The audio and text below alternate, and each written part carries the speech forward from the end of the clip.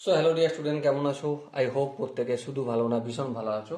স্ক্রিনের ওপর যে প্রশ্নটা আছে সেই প্রশ্নটা আমরা আলোচনা করব। কি বলেছে দেখো, 3-16 এবং 2-9 এই দুটি সংখ্যার শতকরা হিসেবের পার্থক্য কত?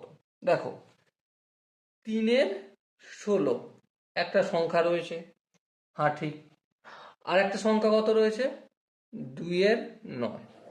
এবারে এই দুটোর মধ্যে আমরা পার্থক্য তো বের করতে পারবো, কিন্তু এই দুটোকে আমরা প্রথমে শতকরায় কনভার্ট করে নিই, তারপর শতকরা পার্থক্যটা কনভার্ট করে নিতে পারবো আশা করি। ওকে, দেখো 3-16কে যদি আমি পার্সেন্টেজে কনভার্ট করি, তাহলে 3/16, লবকেও আমি 100 দিয়ে গুণ করব, আর হরকেও 100 দিয়ে গুণ করব।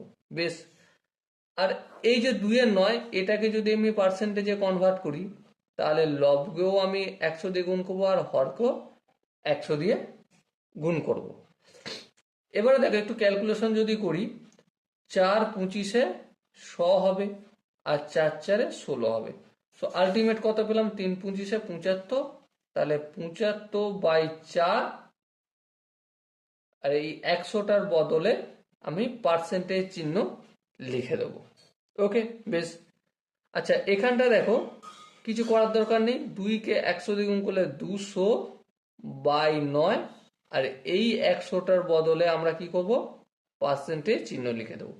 এবার একটু দশমিকে নিয়ে যাই, দশমিকে নিয়ে গেলে বুঝতে একটু সুবিধা হবে কোনটা বড় কোনটা ছোট, সেই জন্য আমরা দশমিকে নিয়ে যাচ্ছি। ওকে, দেখো 200কে আমি যদি 9 দিয়ে ভাগ করি, 9 2 18, 19 20, ফের 9 2 এখানে করে দেখে নিচ্ছি, 200কে 9 দিয়ে ভাগ, 9 2 18, 2 0, 9 2 18, 2 দশমিক চলবে, তাহলে 22.22 পার্সেন্টেজ লিখলাম আমরা।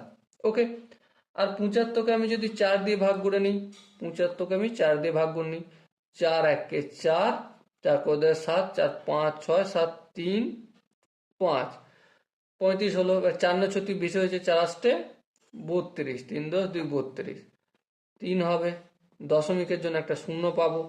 আচ্ছা, এবার দেখো 4 7 28, 2 4 5 20, তাহলে এটা কত হলো? 75/4%, মানে 18.75%।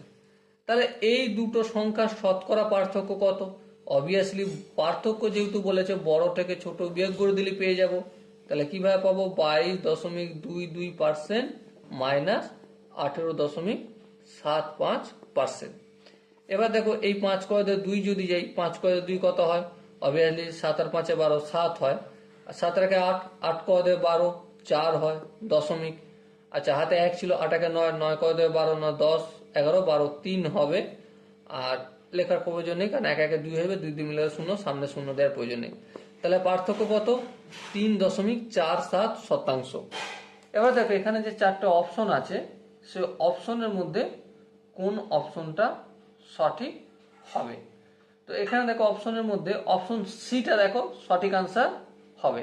ওকে, আই হোপ এই কোশ্চেনের কনসেপ্টটা প্রত্যেকে বুঝতে পেরেছো, বা কিভাবে অ্যাপ্রোচ করতে হবে সেটাও বুঝতে পেরেছো। যদি কোনো জায়গায় ডাউট থাকে, কনফিউশন থাকে, কি করতে হবে? কমেন্ট সেকশন রয়েছে, কমেন্টে তোমরা অবশ্যই জানাবে। দেখা হচ্ছে পরবর্তী সেশনে, ততক্ষণ পর্যন্ত ভালো থেকো, সুস্থ থেকো এবং জয় হিন্দ।